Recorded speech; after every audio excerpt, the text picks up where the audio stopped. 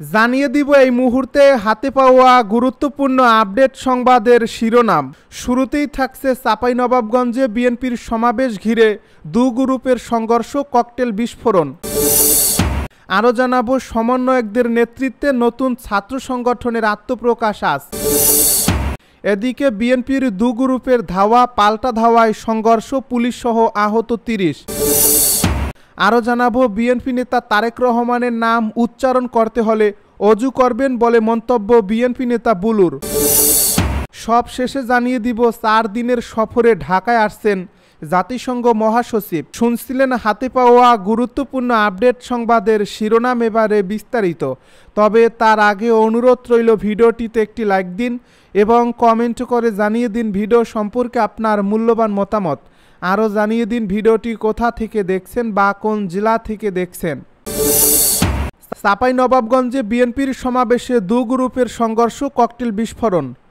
চাঁপাইনবাবগঞ্জে জেলা শহরে বিএনপির সমাবেশে দুপক্ষের সংঘর্ষের ঘটনা ঘটেছে। এ সময় ককটেল বিস্ফোরণ ও ভাঙচুরের ঘটনা ঘটেছে। মঙ্গলবার জেলা শহরের পৌর পার্কে ঘটনা ঘটে। স্থানীয়রা জানান, সম্প্রতি শিবগঞ্জ উপজেলা বিএনপির কমিটি ঘোষণা করা হয়। সেই কমিটির আহ্বায়ক আশরাফুল হক বক্তব্য দিতে না পারার জন্য দাঁড়িয়ে প্রতিবাদ করেন। এ সময় তার সমর্থকেরা প্রতিবাদ জানান। এক পর্যায়ে মঞ্চে দুপক্ষের নেতাদের তুমুল হট্টগোলে লিপ্ত হতে দেখা যায়। এ সময় বিএনপির অন্য নেতাকর্মীরা আশরাফুল হকের সমর্থকদের সাথে সংঘর্ষে জড়ায়। এতে মুহূর্তেই সভাস্থল রণক্ষেত্রে পরিণত হয়। এ সময় চেয়ার ছোড়াছুরি, ভাঙচুর ও ককটেল বিস্ফোরণের ঘটনা ঘটে। এরপর আশরাফুল হক তার সমর্থকদের নিয়ে চলে গেলে ককটেল বিস্ফোরণের ঘটনা ঘটে। এর আধ ঘন্টা পর পুনরায় সভার কার্যক্রম শুরু হয়। প্রসঙ্গত, আজ মঙ্গলবার নিত্যপণ্যের মূল্য বৃদ্ধি, আইনশৃঙ্খলার অবনতি, দ্রুত গণতান্ত্রিক পথে নির্বাচনী রোডম্যাপ ঘোষণা ও পতিত ফ্যাসিবাদের অপচেষ্টা মোকাবেলার দাবিতে সমাবেশের আয়োজন করে চাঁপাইনবাবগঞ্জ জেলা বিএনপি। এতে প্রধান অতিথি ছিলেন বিএনপি চেয়ারপারসনের উপদেষ্টা পরিষদের সদস্য ও সাবেক সামরিক সচিব মেজর জেনারেল অবসরপ্রাপ্ত শরীফ উদ্দিন। সমন্বয়কদের নেতৃত্বে নতুন ছাত্র সংগঠনের আত্মপ্রকাশ আজ। জুলাই ছাত্র জনতার অভ্যুত্থানে নেতৃত্ব দেওয়া বৈষম্য বিরোধী ছাত্র আন্দোলনের সম্মুখ সারির সমন্বয়কদের উদ্যোগে নতুন ছাত্র সংগঠনের আত্মপ্রকাশ হবে আজ। বুধবার বিকাল ৩টায় ঢাকা বিশ্ববিদ্যালয়ের মধুর ক্যান্টিনে সংগঠনটি আত্মপ্রকাশ করবে বলে নিশ্চিত করেছেন একাধিক সংগঠক। নতুন সংগঠন তৈরির প্রধান উদ্যোক্তাদের সঙ্গে কথা বলে জানা যায়, উদ্যোক্তারা মঙ্গলবার রাতে কেন্দ্রীয় ও ঢাকা বিশ্ববিদ্যালয় কমিটি গঠনের বিষয়ে আলোচনায় বসেছেন। তবে এখনও চূড়ান্ত হয়নি নাম। কমিটিগুলো পূর্ণাঙ্গভাবে প্রস্তুত হয়নি বলে জানিয়েছেন তারা। নেতৃত্বে সমন্বয়করাই সংগঠনটির কেন্দ্রীয় ও ঢাকা বিশ্ববিদ্যালয়ের শীর্ষ নেতৃত্ব প্রায় চূড়ান্ত। ব্যতিক্রম না ঘটলে এতে পরিবর্তনের সম্ভাবনা কম বলে জানিয়েছেন নতুন সংগঠনের একাধিক উদ্যোক্তা। তারা আরও জানান, সংগঠনটিতে শীর্ষ 4টি পদ থাকবে: আহ্বায়ক, সদস্য সচিব, মুখ্য সংগঠক ও মুখপাত্র। এছাড়া জ্যেষ্ঠ যুগ্ম আহ্বায়ক ও জ্যেষ্ঠ যুগ্ম সদস্য সচিব পদ থাকতে পারে। এর বাইরে যুগ্ম আহ্বায়ক ও যুগ্ম সদস্য সচিব পদে একাধিক সদস্য থাকবেন। কোনো ব্যতিক্রম না ঘটলে সংগঠনটির কেন্দ্রীয় আহ্বায়কের দায়িত্ব পেতে পারেন বৈষম্য বিরোধী ছাত্র আন্দোলনের কেন্দ্রীয় সাবেক সমন্বয়ক আবু বাকের মজুমদার। কেন্দ্রীয় সদস্য সচিব পদে থাকতে পারেন বৈষম্য বিরোধী ছাত্র আন্দোলনের দপ্তর সেলের সম্পাদক জাহিদ আহসান। সংগঠনটির মুখ্য সংগঠক হিসেবে দায়িত্ব নিতে পারেন কেন্দ্রীয় সমন্বয়ক তাহমিদ আলী মুদ্দাশির চৌধুরী, আর মুখপাত্র হতে পারেন কেন্দ্রীয় সমন্বয়ক আশরেফা খাতুন। বিএনপির দুই গ্রুপের ধাওয়া পাল্টা ধাওয়া, সংঘর্ষ, পুলিশ সহ আহত ৩০। বরগুনা বেতাগীতে বিএনপির দু গ্রুপের ধাওয়া পাল্টা ধাওয়ায় রক্তক্ষয়ী সংঘর্ষে পুলিশ সহ ৩০ জন আহত হয়েছে।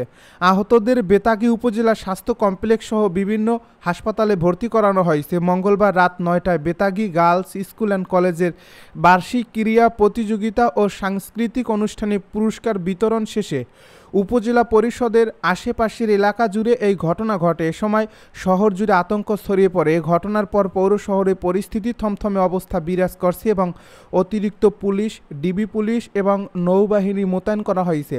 হামলার বিষয়টি বিএনপির এক গ্রুপ অন্য গ্রুপকে দায়ী করছেন এবং সুষ্ঠু তদন্ত সাপেক্ষে বিচার দাবি করছে। নাম না প্রকাশের শর্তে তৃণমূলের বিএনপির একাধিক নেতাকর্মীরা বলেন, দলের আধিপত্য বিস্তারকে কেন্দ্র করে দু গ্রুপের এই সংঘর্ষের ঘটনা ঘটে। এর আগেও দলীয় বিভিন্ন কার্যক্রম ভিন্নভাবে পরিচালিত করতে বলে নেতাকর্মীদের উল্লেখ করেন।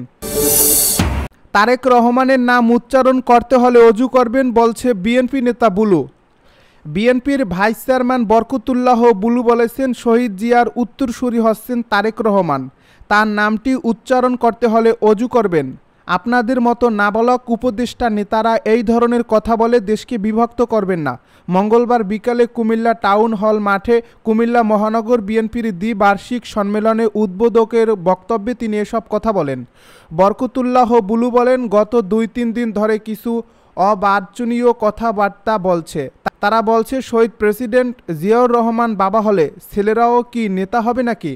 আমি সেসব অবাঞ্ছনীয় নাবালক বাচ্চাদের বলতে চাই, বাংলাদেশের মহান স্বাধীনতার ঘোষক শহীদ প্রেসিডেন্ট জিয়াউর রহমানের সুযোগ্য পুত্র তারেক রহমান বাংলাদেশের বৃহত্তম রাজনৈতিক দলের চেয়ারপারসনের ছেলে। শহীদ জিয়ার উত্তরসূরি হচ্ছেন তারেক রহমান, তার নামটি উচ্চারণ করতে হলে অজু করবেন।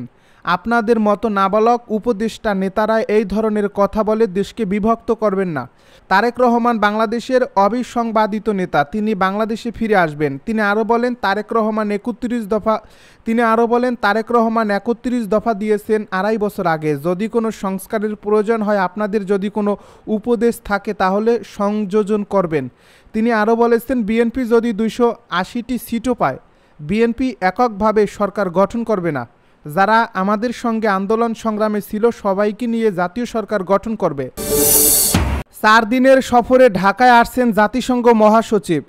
জাতিসংঘ মহাসচিব অ্যান্তোনিও গুতেরেস আগামী 13 মার্চ 4 দিনের সফরে ঢাকায় আসছেন। বুধবার জাতিসংঘে বাংলাদেশের স্থায়ী মিশনের এক সংবাদ বিজ্ঞপ্তিতে তথ্য জানানো হয়েছে। এতে বলা হয়েছে, আগামী 13 থেকে 16 মার্চ অ্যান্তোনিও গুতেরেসের আনুষ্ঠানিক বাংলাদেশ সফরের বিষয়টি নিশ্চিত করেছে জাতিসংঘ মহাসচিবের দপ্তর।